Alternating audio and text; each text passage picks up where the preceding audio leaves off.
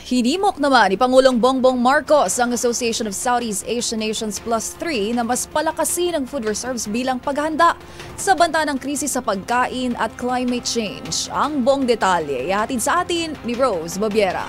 Hinimok ni Pangulong Bongbong Marcos ang Association of Southeast Asian Nations Plus 3 o APT na mas palawakin ang food reserves bilang paghahanda sa banta ng krisis sa pagkain. Ayon sa 2024 World Risk Index na ibinahagi ng Pangulo sa ika-27 ASEAN Plus 3 Summit, kabilang ang Pilipinas sa mga bansa na nanganganib na makaranas ng mapaminsalang epekto ng climate change.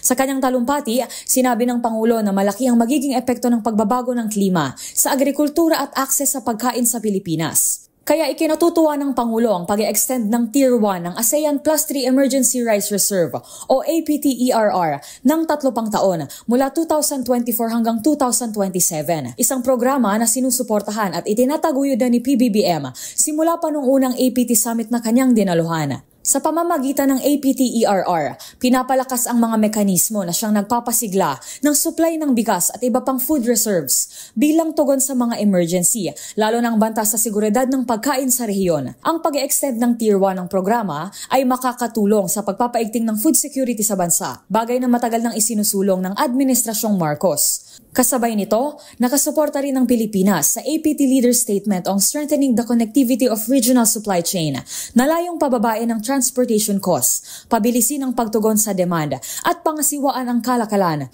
habang mas pinaiigting ang kolaborasyon at inobasyon sa pagitan ng iba't ibang bansa. Para sa MBC TV Network News, ito si Rose Babiera.